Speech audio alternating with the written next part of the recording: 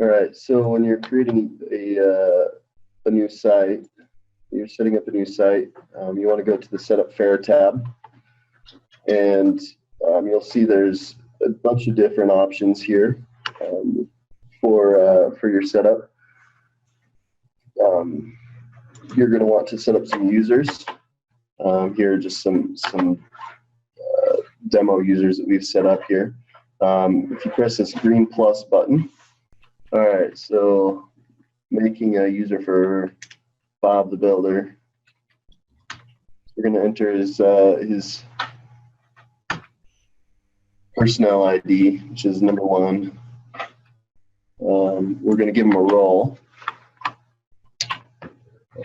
So the roles allowed for different permissions on the web console as well as on the app. We're going to give him some administrative rights. Put in his email, and then create a username for him. Now this is case sensitive, so when you go to type in the username on the internet page, the web console itself, or when you go to log into the Fair app on the iPad, you need to make sure that it's spelled exactly the same and with the same uppercase and lowercase. And then we'll give them a password. In this case, I'll just put 1, 2, 3, 4, 5, 6. There is an option if you want, you can add a picture for them, but we'll just go and skip that. When you're ready, push this purple upload button, and you'll see here he is. So just to test and show that it works. Bob the Builder. 1, 2, 3, 4, 5, 6. So here's his end user license agreement. Accept it.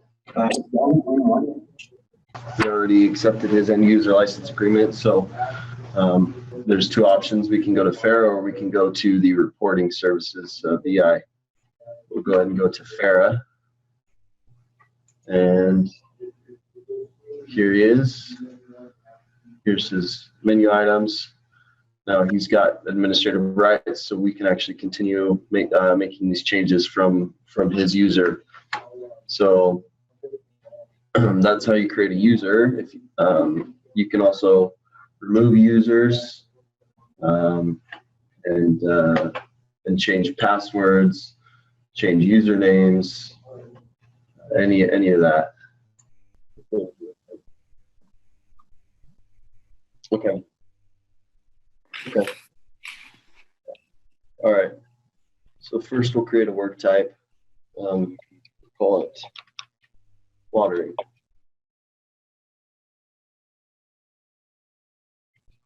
So the purpose of this work type is to wet the roads. The broadcast alias.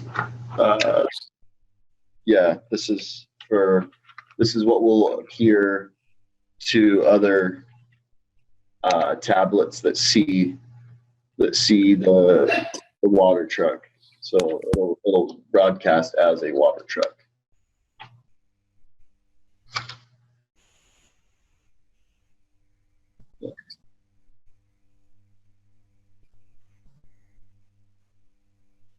Okay. All right, so we'll create some new sequences for watering. Here's where you add your state, and here's where you add your endpoint. So the state is what you're doing at that moment. The endpoint is what is at the end of your state. What are you working towards? So in this case, the first would be traveling, and the endpoint for that would be taking on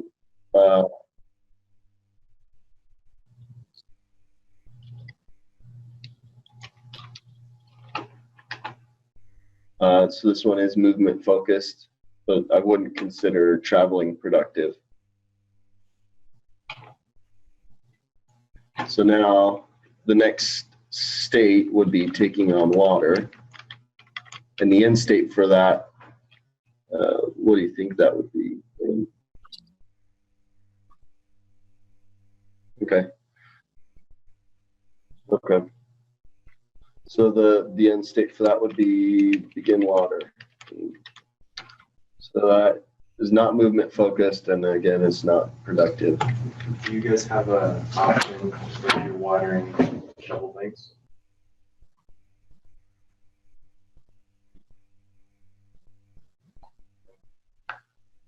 So then the last sequence state would be watering, and the end point would be end watering. Well, this one is productive and it's movement focused. Now let's say, for instance, you put these in and you realized, oh, whoops, I didn't put them in the right order. You can actually grab these and move it around if you want.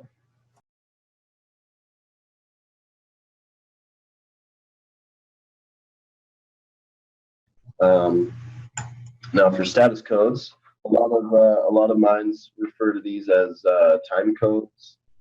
There's work codes and delay codes.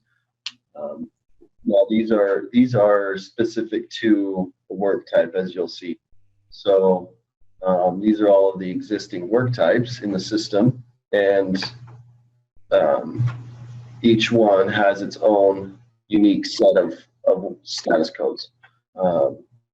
If you want to create a new status code, so you pick your work type, and we've got, by default, we have 4 statuses. So delay, down, ready, and standby. First, we start off by selecting the status, whichever it is, and then we assign a code to that. For instance, ready, your code may be production. Your Spanish, you could add a Spanish one if you'd like, and then a description. For this case, we'll just say the description is production. You don't have to add a description if you don't want to, but you certainly can.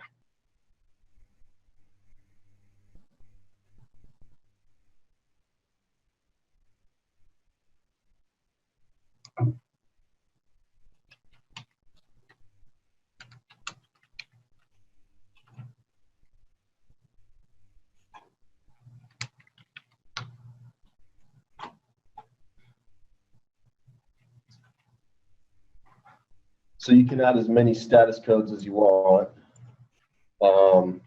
Just keep in mind that every single status code that you add to the system, the user is going to have to scroll through. And so if you have a huge list, it may discourage the user. Oh, whoops, thank you. Good catch. So you may end up discouraging the operator from using the system if it seems, if they have to scroll through, but at the same time you want to capture reliable and useful data as well. So you want to catch that balance. So just for this example, I'll only add a couple of status codes here: delay, ready, and a down. Now, equipment, you'll need to add an equipment. You'll know a good model, make and model of a water truck. So first you add whatever the mine refers to that equipment as. So, water truck 1 or whatever, and your model, and then you can add your capacity. Interesting. I didn't realize that.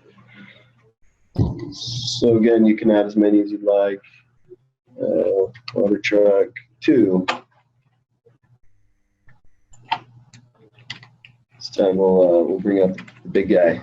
707. So that'll you can add as many equipment as the operation has. I think that about does it for